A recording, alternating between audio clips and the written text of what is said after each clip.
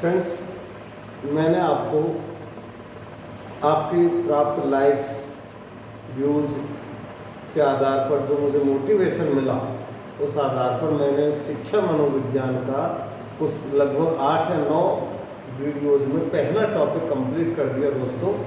और उसमें मैंने आपको शिक्षा मनोविज्ञान का अर्थ, परिभाषाएं, अवधारणा, इतिहास, शिक्षा मनोविज्ञान के स्वरूप, शिक्षा मनोविज्ञान के 6 संप्रदाय आदि का विस्तृत अध्ययन करवाया था।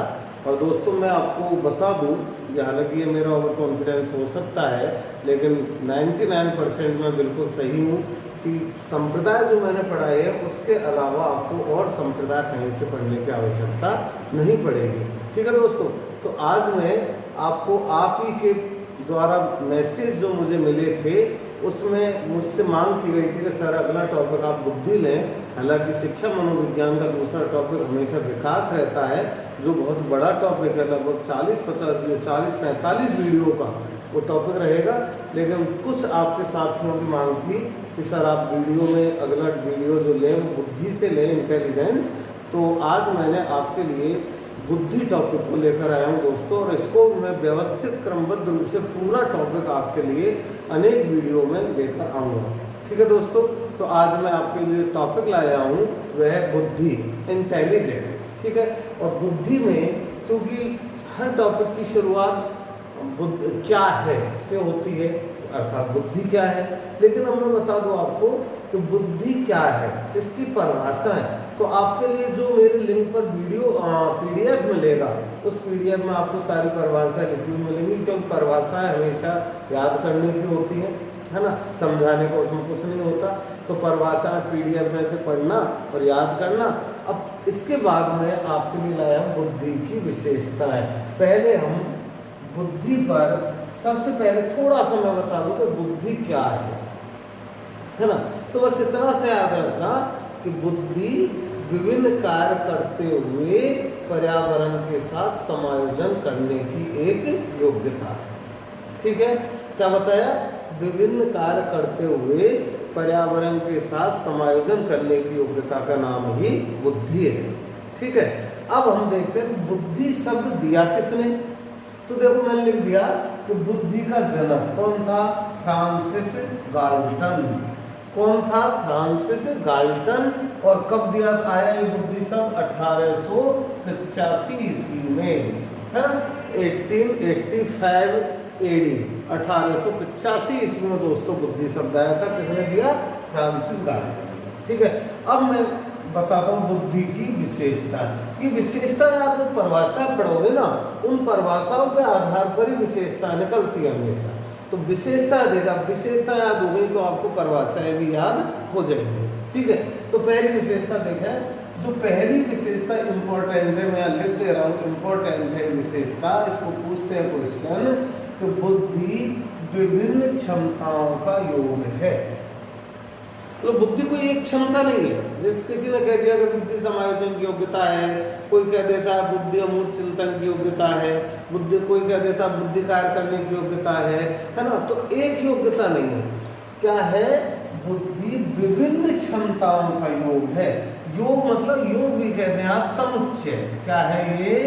विभिन्न क्षमताओं का समुच्चय है, समूह है। ठीक है, दूसरा देखें, बुद्धि जन्मजात होती है ना कि वातावरणीय, मतलब जेनोटाइप होती है न कि फेनोटाइप। क्या आगे मैं बताऊंगा जेनोटाइपिक क्या है, फेनोटाइपिक क्या है इसी वीडियो में। तो क्या है? जन्मजात होती है न कि वातावरणीय, मतलब वातावरण से हमें बुद्धि नहीं मिलती, बुद्धि तो हमें वंशानुक्रम से मिलती है। इसलिए क्योंकि आगे देखेंगे नीचे कि बुद्धि अमूर्त चिंतन है ना, मतलब अमूर्त है। और अमूर्त है तो वो क्या है? जन्मजात है, वंशानुगत है ना। तो बुद्धि क्या है? जन्मजात होती है न कि वातावरणीय। ठीक है, अगला देखें, अमूर्त चिंतन की योग्यता है बुद्धि। अमूर्त और मूर्त में पिछले वीडियो में 1-2 बार बता चुका हूँ आपको कि मूर्त जो प्रत्यक्ष है और अमूर्त जो अप्रत्यक्ष है। मतलब मूर्त हमेशा दिखाई देता है और अमूर्त कभी दिखाई नहीं देता।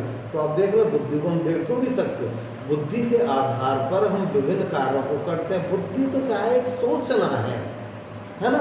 हम जितना ज़्यादा अच्छा सोचेंगे उतनी हमारे अंदर बुद्धिमानी जाती है। तो बुद्धि हमेशा क्या है, अमूर्त है ना। बुद्धि अमूर्त चिंतन की योग्यता है। अगला बुद्धि उद्देश्यपूर्ण, ये भी एक इम्पोर्टेंट है, ये विशेषता, ये क्वेश्चन पूछते अच्छे एग्जाम में, उद्देश्यपूर्ण कार्य करने की योग्यता है। उद्देश्यपूर्ण कार्य, देखो इसमें क्वेश्चन पूछते हैं, आप कोई उदाहरण ले लेते हैं, वो लोग कि आप कहीं रास्ते में जा रहे हैं और रास्ते में आपका उद्देश्य तो है, रास्ते में जा रहे हैं और उद्देश्य तो है आपका कि कोई सामान बाजार से खरीद कर लाना, ठीक है। और रास्ते में आप कोई आपका साथी मिल गया, उससे आप बातें करने लग गए, तो अब दो घटनाएं हुई आपके साथ, एक तो साथी से बात करना और एक दुकान से जाकर सामान खरीदना, है ना। अब आप खुद सोच लो बुद्धि कहाँ पर लगाओगे आप, आपका उद्देश्य क्या है, उद्देश्य आपका सामान खरीदना, अच्छा सामान खरीदना और कम कीमत से खरीदना, यही है ना। तो बुद्धि कहाँ लगाओगे, बात करने में लगाओगे दोस्त से या सामान खरीदने में लगाओगे, सामान खरीदने में लगाएंगे हम, देख लेना आप, है ना। तो उद्देश्यपूर्ण कार्य, बुद्धि उसी जगह पर उपयोग होती है दोस्तों जहाँ पर हम उद्देश्यपूर्ण कार्य करते हैं, है ना। निरुद्देश्य, बिना उद्देश्य के जहाँ हम जाते हैं वहाँ हम अपनी बुद्धि का उपयोग कभी नहीं करते, ठीक है। तो उद्देश्यपूर्ण कार्य में बुद्धि का उपयोग किया जाता है, समझ में आ गया। आगे समस्या समाधान करने की योग्यता है, ये कि जहाँ हमारे सामने समस्या आती है वही हम समाधान के लिए बुद्धि का उपयोग करते हैं। अगर हम जितनी हमारे अंदर बुद्धि होगी हम उतना ही समस्या का अच्छे से समाधान कर पाएंगे। तो बुद्धि क्या है, समस्या समाधान करने की एक योग्यता है ना। याद रखना ये सारे पॉइंट्स आपको अच्छे से याद कर लेना, सीधे पॉइंट से। अगला, बुद्धि पर वंशानुक्रम एवं वातावरण दोनों का प्रभाव पड़ता है, वेरी इंपॉर्टेंट। वंशानुक्रम, अब जो दो पॉइंट आएंगे, लिंग भेद और वंशानुक्रम दोनों इंपॉर्टेंट है। बुद्धि पर वंशानुक्रम एवं वातावरण दोनों का प्रभाव पड़ता है। अब आप देखें, पहला पॉइंट बताया मैंने, बुद्धि जन्मजात होती है, नहीं कि वातावरण में, ठीक है। मतलब बुद्धि, इसका तो मतलब हुआ कि बुद्धि हमें वंश परंपरा से मिलती है, वातावरण से नहीं, है ना। लेकिन यह देखें, बुद्धि पर वंशानुक्रम एवं वातावरण दोनों का प्रभाव पड़ता है, ये अलग पॉइंट है। देखो वंशानुक्रम से तो हम बुद्धि, वंशानुक्रम में जन्मजात, तो वंशानुक्रम से तो हमें बुद्धि मिली, लेकिन वातावरण भी उसको प्रभावित करता है, लेकिन कब करता है ये देखिए। वातावरण का मतलब बच्चे को मिलने वाला पर्यावरण, बच्चे को मिलने वाला माहौल, माहौल कहाँ का, घर का माहौल, स्कूल का माहौल, पड़ोस का माहौल, है ना, रिश्तेदारी का माहौल, शिक्षकों का माहौल, दोस्त, फ्रेंड सर्कल का माहौल। इस माहौल में जैसा बालक रहेगा ऐसे ही उसको जो वंश परंपरा से बुद्धि मिली है वो या तो बढ़ेगी या घटेगी, है ना। तो ये प्रभाव है, लेकिन ये प्रभाव वातावरण का कब पड़ता है ये एक याद रखना दोस्तों, कब पड़ता है। मैं ऊपर से कुछ विशेषताओं को मिटा रहा हूं क्योंकि आपने पढ़ ली। देखें, इसको याद रखना, इस पॉइंट को, किसको, बुद्धि पर वंशानुक्रम एवं वातावरण दोनों का प्रभाव पड़ता है ना। कब पड़ता है याद रखना, देखो 16 वर्ष की आयु, 16 वर्ष की आयु तक बुद्धि वंशानुक्रम से अधिक प्रभावित होती है, वंशानुक्रम से अधिक प्रभावित होती है, ठीक है। जबकि 16 वर्ष के बाद, 16 वर्ष के बाद बुद्धि पर, 16 वर्ष के बाद बुद्धि पर वातावरण का अधिक प्रभाव रहता है, ठीक है दोस्तों। समझ में आ गया ये पॉइंट कि जन्म से 16 वर्ष तक तो बुद्धि प्रभावित होती है ज्यादा वंशानुक्रम से, और 16 वर्ष बाद मतलब किशोरावस्था में आकर बुद्धि ज्यादा प्रभावित करती है वातावरण से, ठीक है। अगला पॉइंट, अगला देखें, लिंग भेद, लिंग भेद का बुद्धि पर प्रभाव नहीं पड़ता। लिंग भेद का। लिंग भेद मतलब स्त्रीलिंग और पुल्लिंग, है ना, लड़का और लड़की। ये कह देते हैं कभी कभार के सब लड़की है, इसमें तो बुद्धि नहीं होती, लेकिन मनोविज्ञान ये मानती है कि नहीं, बुद्धि पर लड़के या लड़की होने का कोई प्रभाव नहीं पड़ता। एक लड़की जितनी इंटेलिजेंट होती है उतना लड़का हो सकता है, लड़का जितना इंटेलिजेंट होता है उससे ज्यादा लड़की इंटेलिजेंट या बुद्धिमान हो सकती है। ठीक है, तो बुद्धि पर लड़का लड़की होने का या लिंग भेद का कोई प्रभाव नहीं पड़ता। ठीक है, और अगली विशेषता देखें, बुद्धि पूर्व ज्ञान से लाभ उठाने की योग्यता है। पूर्व ज्ञान किसे कहते हैं? जो हमने पहले ज्ञान प्राप्त किया है, जो हमने पहले कुछ सीखा है, जो हमने पहले कुछ अनुभव किया है, अनुभव लिया है, उस पूर्व अनुभव से, पूर्व ज्ञान से वर्तमान में बुद्धि निश्चित रूप से हमें लाभ देती है। जैसे कि कल किसी बालक ने, एक उदाहरण दे दूं मैं आपको, ये पूर्व ज्ञान का, कि कल किसी बालक ने सीख लिया कि कच्चा आम रंग हरा होता है, मतलब कच्चे आम का रंग कैसा होता है? हरा होता है। ठीक है, अब ये पूर्व ज्ञान है उसका, आज उसे सिखाने की जरूरत नहीं है कि कच्चे आम का रंग हरा होता है ना। आज तो उस कच्चे आम के हरे रंग के आधार पर वो उस आम की नई विशेषताओं के बारे में जानेगा। ठीक है, और जैसे ही उसके सामने कोई पका हुआ आम आएगा तो वो तुरंत कह देगा कि पहले तो इसका रंग हरा था, तो पूर्व ज्ञान हुआ हरा। और उसी से आज उसने कहा कि पहले उसका रंग, तब नहीं जानता कि ये पका हुआ आम है, पहले कच्चा था या हरा था, ऐसे नहीं समझता। इसका मतलब क्या हुआ कि पूर्व ज्ञान से बुद्धि लाभ उठाती है, लाभ बालक को देती है। ठीक है दोस्तों, ये कुछ बुद्धि की इंपॉर्टेंट विशेषताएं हैं, इनको याद रखना। यही विशेषताएं विभिन्न मनोवैज्ञानिकों ने परिभाषा के रूप में आपको दी है, जो मैं आपको पीडीएफ में मेरे नोट्स के द्वारा उपलब्ध करवाऊंगा। ठीक है, आगे बढ़ते हैं हम, और एक इंपॉर्टेंट नोट आपके सामने मैं ला रहा हूं। इस नोट को आप याद रखना। क्या कह रहा है ये नोट? देखें कि अभी अभी आपने पढ़ा कि बुद्धि वंशानुगत होती है ना, जिस पर वातावरण का भी प्रभाव पड़ता है। तो दोस्तों देखो, वैज्ञानिक एक तथ्य है जो विभिन्न रिसर्च या अनुसंधानों से सामने आया है कि बुद्धि वंशान किशोरावस्था के बाद बुद्धि का बढ़ना बंद हो जाता है ना। ये बातें जब मैं बुद्धि मापन का टॉपिक लेकर आपके सामने आऊंगा तब बताऊंगा कि जन्म से लेकर किशोरावस्था तक बुद्धि बढ़ती है ना, बुद्धि में वृद्धि होती है, जबकि किशोरावस्था के बाद बुद्धि का बढ़ना बंद हो जाता है, बल्कि बुद्धि धीरे धीरे क्रम से घटती हुई जाती है। ठीक है, लेकिन एक वैज्ञानिक तथ्य ये सामने आया है कि योग क्रियाओं द्वारा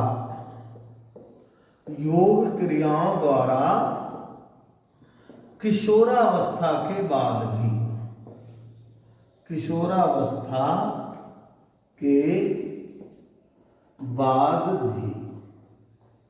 लगभग 30 से 40% तक बुद्धि में वृद्धि हो सकती है। ठीक है, अच्छा पॉइंट है।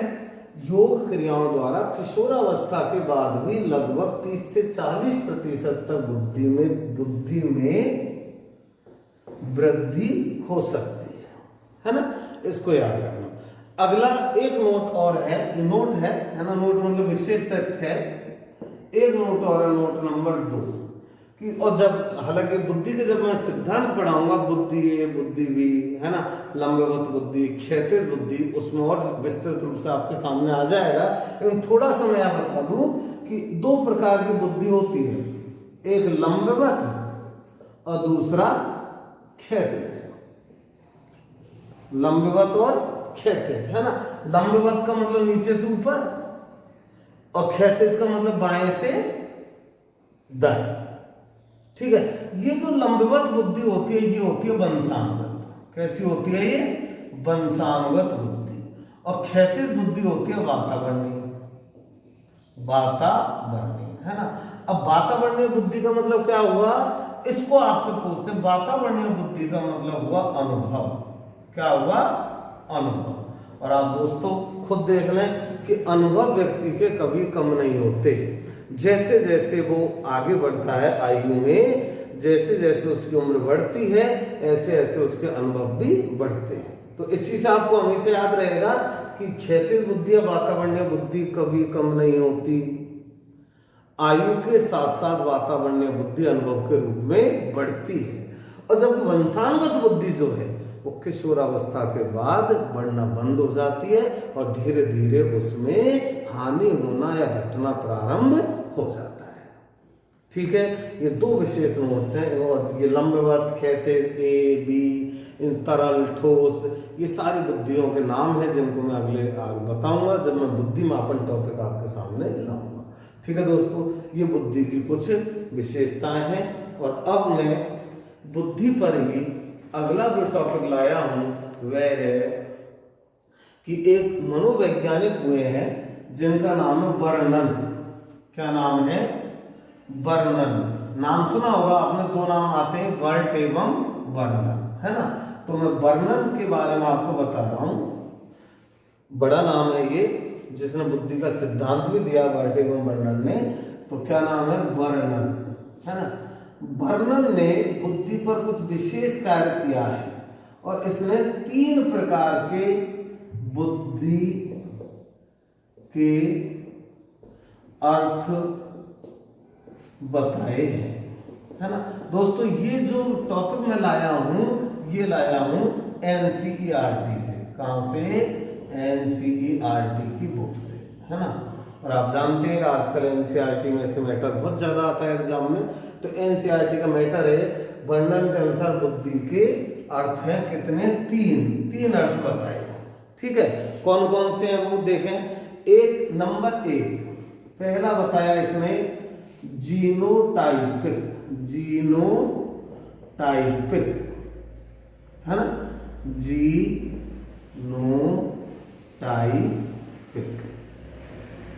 ठीक है, अब देखो वैसे आप देख लें, जीनो मतलब जीन्स, और जीन्स क्या है? वंशानुगत। भाई वंशानुक्रम का नाम ही क्या है? जीन्स है ना। तो कौन सी बुद्धि हो गई? जीनोटाइपिक, वंशानुगत बुद्धि हो गई। रटने की बिल्कुल आवश्यकता नहीं है आपको। जीनोटाइपिक कौन सी बुद्धि है? वंशानुगत, है ना। अर्थात वर्णन ने एक अर्थ बुद्धि का लिया वंशानुगत रूप में, है ना, जिसको आगे जाकर नाम दिया जाएगा। एक मनोवैज्ञानिक है हेब। क्या नाम है? हेब। हेब ने इसी देखो वर्णन ने तो इसको नाम दे दिया जीनोटाइपिक या वंशानुगत बुद्धि, है ना। और हेब ने इसी बुद्धि को नाम क्या दिया? बुद्धि ए। अब ये याद रखना, हेब ने इसको नाम दिया है ए बुद्धि, और जबकि वर्णन ने जीनोटाइपिक। खैर, अब जीनोटाइपिक का अर्थ समझ गए आप क्या है? वंशानुगत बुद्धि का नाम क्या है? जीनोटाइपिक या वंशानुगत। ठीक है, दूसरा अर्थ बुद्धि का वर्णन ने लिया है फेनोटाइपिक। क्या लिया है? फेनोटाइपिक। फेनोटाइपिक, ठीक है, फेनोटाइपिक। अब आप देखो फेनोमेना। क्या फेनोमेना क्या है? ये वातावरण है ना। तो जीन्स एवं वातावरण का प्रभाव जिस बुद्धि पर पड़ता है उस बुद्धि का नाम किस अर्थ में लिया है वर्णन ने? फेनोटाइपिक। किसका? जीन्स एवं पर्यावरण। जीन्स एवं पर्यावरण दोनों के अर्थ में वर्णन ने कौन सी बुद्धि ली है दोस्तों? फेनोटाइपिक, है ना। देखो अब जीन्स का तो इसमें भी आ गया, किसमें?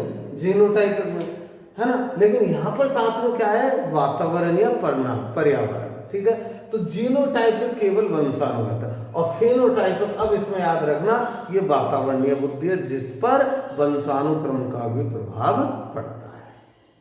ठीक है। और तीसरा इसने लिया है सी, क्रियात्मक, या इसी को हम कहते हैं मापनीय बुद्धि।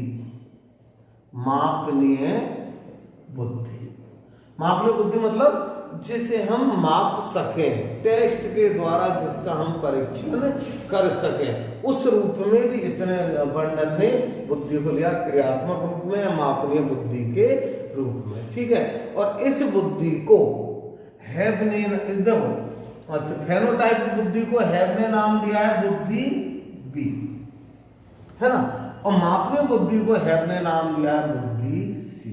अब आज तक आपने मनोविज्ञान में कहीं भी बुद्धि सी का नाम नहीं पढ़ा होगा, है ना, लेकिन आज से याद रखना कि एनसीईआरटी का स्टेटमेंट है कि बुद्धि सी, यद्यपि इसका हम उपयोग अब नहीं करते, लेकिन हैव ने बुद्धि सी भी लिया था काम, और जिसको वर्णन ने नाम दिया था क्रियात्मक मापनीय बुद्धि, है ना। और जो हम बार बार बात करते हैं ना कि बुद्धि में वृद्धि कैसे होती है, तो देखो मापनीय चीज की हमेशा वृद्धि होती है, जो मापनीय चीज मूर्त होती है ना। जिस चीज को हम माप सकते हैं उसको हम मूर्त कहते हैं। तो बुद्धि सी क्या है, एक मापनीय बुद्धि है। तो ये तीन नाम विशेष याद रखना किसने दिए थे, वर्णन ने। जीनोटाइपिक, फेनोटाइपिक और मापनीय क्रियात्मक बुद्धि। हैव ने इनके नाम क्या दे दिए, बुद्धि ए, बुद्धि बी और बुद्धि सी। ठीक है दोस्तों, तो ये कुछ विशेष था जो एनसीईआरटी से लिया गया था।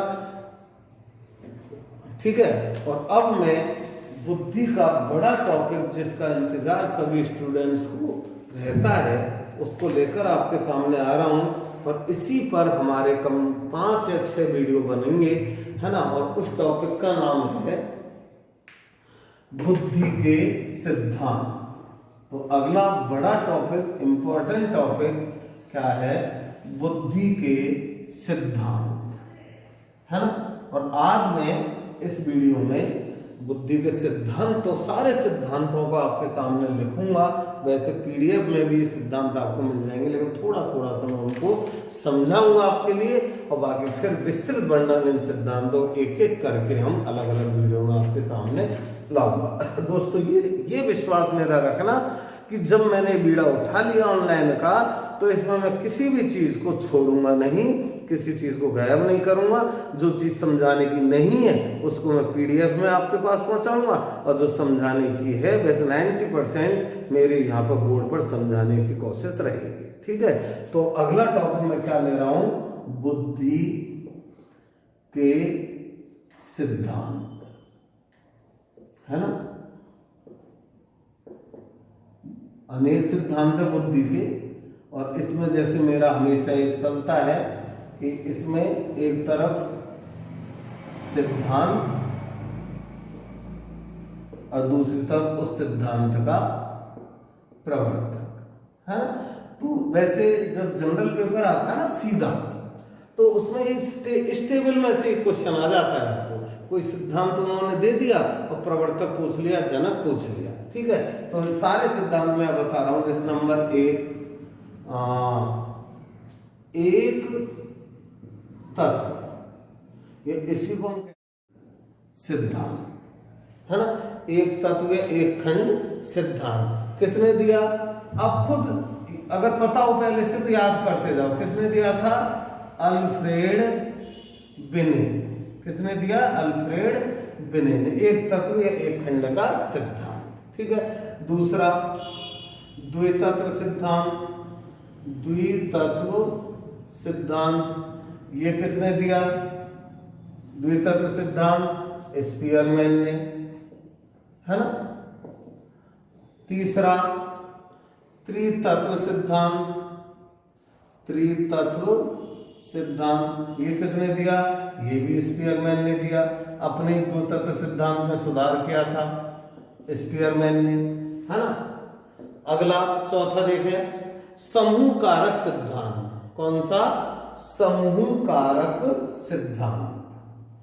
समूह, वैसे पीडीएफ में मिलेंगी सारी बातें आपको। समूह कारक सिद्धांत, ठीक है। मतलब ग्रुप फैक्टर। कौन सा है ये? ग्रुप फैक्टर थ्योरी किसने दी? थर्स्टन ने। ग्रुप फैक्टर, तो अब यहां याद रखना है ना, एक और लिख देता हूं जब मैं बताऊंगा। अगला बहुकारक सिद्धांत, बहुकारक सिद्धांत है ना, ये किसने दी? क्या है? Multi factor, multi factor theory किसने दी है? थार्नडाइक ने। अब इन दोनों में अंतर याद रखना, तो ये एग्जाम में पहले पूछ लिया गया एक बार, सेकंड ग्रेड 2013 में जो लगी थी उसमें क्वेश्चन पूछा था। क्वेश्चन तो उन्होंने पूछा हिंदी में, समूह कारक सिद्धांत किसने दिया, ठीक है, लेकिन इसका अंग्रेजी वर्जन क्या कर दिया उन्होंने? Multi factor. बोले हिंदी तो पूछा समूह कारक और अंग्रेजी क्या लिख दी? Multi factor. अब क्या करे स्टूडेंट, कोर्ट में भी गए केस, तो अंग्रेजी याद रखना है इसकी, क्योंकि हमेशा इंग्लिश वर्जन को कोर्ट सही मानती है। तो देखे समूह कारक का नाम क्या है? ग्रुप फैक्टर, जानते हैं ग्रुप मीन्स समूह, है ना, और बहुकारक मल्टी फैक्टर, मल्टी मीन्स बहु। तो समूह कारक का तो जनक कौन है? थर्स्टन, और मल्टी फैक्टर बहुकारक का जनक कौन है? थार्नडाइक, ठीक है।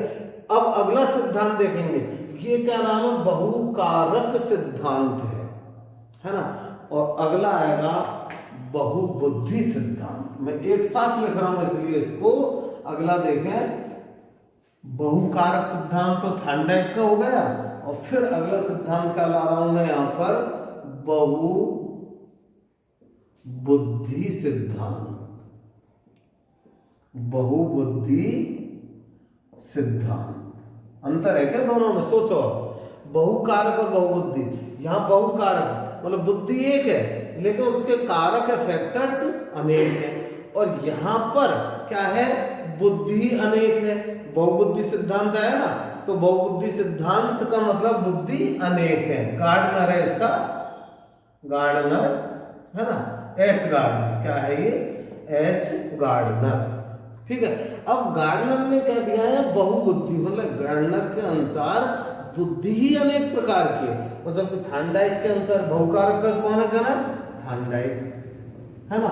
थार्नडाइक तो कहता है कि बुद्धि एक है लेकिन उसके कारक अनेक है, और गार्डनर कहता है कि बुद्धि अनेक प्रकार की होती है। वैसे आगे बताऊंगा कि गार्डनर ने 9 प्रकार की बुद्धि बताई है। कितने प्रकार की? 9 प्रकार की, इसलिए इसको नाम दिया बहुबुद्धि का सिद्धांत, ठीक है दोस्तों। अगला देखते हैं, इंपॉर्टेंट सिद्धांत है अगला, त्रिआयामी। क्या? त्रिआयामी सिद्धांत, है ना, त्रिआयामी सिद्धांत। त्रिआयामी, या इसको हम कहते हैं त्रिआयामी को त्रिविमीय, क्या कहते हैं? त्रिविमीय सिद्धांत, है ना। और एक नाम और इसका है बुद्धि का संरचनावादी सिद्धांत, है ना। बुद्धि का संरचनावादी सिद्धांत मतलब SI मॉडल। क्या नाम है इसका? SI model, structure of intelligence, SI model, है ना। और ये तीनों नाम किसने दिए दोस्तों? गिलफोर्ड। बहुत ही इंपॉर्टेंट सिद्धांत है, और जब मैं इसका अपन पढ़ेंगे ना विस्तृत रूप से डिटेल, तब देखना गिलफोर्ड कितना इंपॉर्टेंट है ना। क्वेश्चन हमेशा आता है गिलफोर्ड में से। तो गिलफोर्ड के बुद्धि सिद्धांत का नाम त्रिआयामी, त्रिविमीय, अंग्रेजी में कहते हैं थ्री डायमेंशन थ्योरी किसकी है? गिलफोर्ड, है ना। और दूसरा नाम है संरचनावादी से, बुद्धि का संरचनावादी सिद्धांत, SI मॉडल, किसने दिया? गिलफोर्ड ने दिया, ठीक है दोस्तों। आगे अब देखें, 2 त्रि आ चुके हैं, त्रि आएंगे 4, एक तो आ गया त्रिकारक, त्रिकारक तो स्पीयरमैन का, और त्रिआयामी गिलफोर्ड का। ये अंतर याद रखते जाना। अगला देखें, तरल एवं ठोस बुद्धि का सिद्धांत। क्या है अगला? 8वां, तरल एवं ठोस बुद्धि, तरल एवं ठोस बुद्धि का सिद्धांत, है ना। किसने दिया? कैटल ने दिया। किसका है सिद्धांत? कैटल का, तरल एवं ठोस बुद्धि का सिद्धांत कैटल। और इसकी भी अंग्रेजी याद रखना, अंग्रेजी क्या है इसकी, flood and crystallised theory. Flood and crystallised, flood means तरल और क्रिस्टल मीन्स ठोस। तो फ्लड, ये क्वेश्चन पूछते हैं क्रिस्टलाइज्ड थ्योरी किसकी है, तो कैटल की है ना। तरल एवं ठोस बुद्धि का सिद्धांत किसने दिया, कैटल ने दिया। अगला, बुद्धि ए तथा बुद्धि बी का सिद्धांत, जैसे इसी वीडियो में पहले आया था ए बी और सी, तो यह सिद्धांत आ गया कौन सा, बुद्धि ए तथा बुद्धि ए तथा बुद्धि बी का सिद्धांत। इसी को हम कै खे भी कहते हैं, बुद्धि कै तथा बुद्धि खे, है ना। या इसी को कहते हैं ए तथा बे, कोई भी आ जाए एक ही बात है, ए बी कै खे ते थे, या ए और बे, है ना। किसने दिया, हैव ने दिया, है ना। किसने दिया, ये हैव ने, बुद्धि ए तथा बुद्धि। इसको अगर याद नहीं रहे ना तो थोड़ा सा मैंने खुद ने ही सोच रखा है कि है, इसमें है में ए भी आ रहा है और बे भी आ रहा है, तो याद हो जाएगा ए और बी, है ना। है में ए और बे का बी, तो ए और बी सिद्धांत किसने दिया, हैव ने दिया। ठीक है, अगला देखते हैं हम, प्रतिदर्श। अगला सिद्धांत कौन सा है, बुद्धि का प्रतिदर्श, है ना। या इसी को हम कहते हैं न्यायदर्श। ये क्या लिख रहा हूं, ध्यान से सुनो, पढ़े इसको, न्यायदर्श, न्यायदर्श नहीं है, मतलब न्याय नहीं है ना, न्याय नहीं है, क्या है ये, न्याय। प्रतिदर्श या न्यायदर्श सिद्धांत किसने दिया, थॉम्पसन। कौन है ये, थॉम्पसन, है ना। अंग्रेजी में कहते हैं इसको सैंपलिंग थ्योरी। सैंपलिंग थ्योरी किसने दी दोस्तों, थॉम्पसन ने दी, है ना। न्यायदर्श या प्रतिदर्श का सिद्धांत थॉम्पसन का। ठीक है, अगला देखते हैं, पदानुक्रमता का सिद्धांत। पदानुक्रमता, इसको भी याद रखना, क्वेश्चन आता है इसमें से, पदानुक्रमता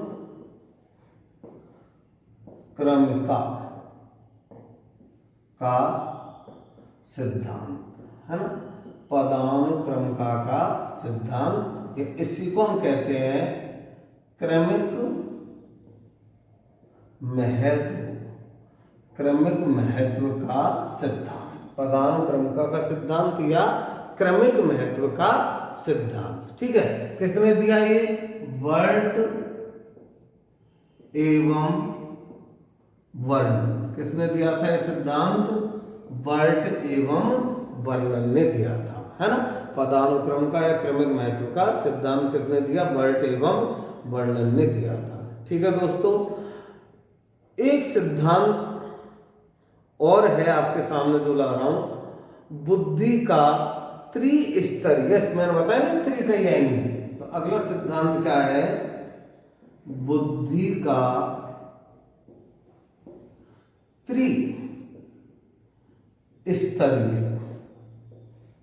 त्रिस्तरीय सिद्धांत, है ना। बुद्धि का त्रिस्तरीय सिद्धांत किसने दिया, कैरोल। अब कितने त्रि हो गए दोस्तों, 3 तो अभी हो गए। पहला त्रिकारक है स्पीयर में, दूसरा त्रिआयामी गिलफोर्ड, और तीसरा त्रिस्तरीय कैरोल। तीनों को याद रखना, त्रि। ठीक है दोस्तों, ये कुछ बुद्धि के सिद्धांत हैं, है ना। और भी आएंगे अभी, लेकिन वो मैं विस्तृत रूप से दूसरे पार्ट में लूंगा। ये कुछ सिद्धांत हैं जो आपके सामने है, और इन्हीं का विस्तृत वर्णन हम अलग अलग वीडियोज में करेंगे, और है ना। और हर वीडियो का PDF आपको मिलता रहेगा दोस्तों। और ये मेरा आज का वीडियो है, ठीक है। That's all, thank you. और दोस्तों सब्सक्राइब करें चैनल को, लाइक करें शेयर करें और ज़्यादा से ज़्यादा आगे बढ़ाएं इसको, ताकि और आपके साथियों को पता लगे। क्योंकि मैं कोशिश कर रहा हूँ कि पूरी साइकोलॉजी को मैं जब तक लॉकडाउन है, इंस्टीट्यूट नहीं खुल रहे हैं, तब तक आपके सामने दे दूँ, ताकि आपको अगर राजस्थान सरकार 2 सितंबर को आपका रीट एग्जाम ले भी लेती है तो आपको कोई दिक्कत नहीं आएगी। और मैं पिछले वीडियो में बता चुका हूँ, फिर बता रहा हूँ कि जल्दी ही 1-2 दिन में आपके सामने इंडियन हिस्ट्री और राजस्थान जीके की क्लास भी ऑनलाइन सामने लाऊंगा। और दोस्तों, थैंक यू, दैट्स ऑल।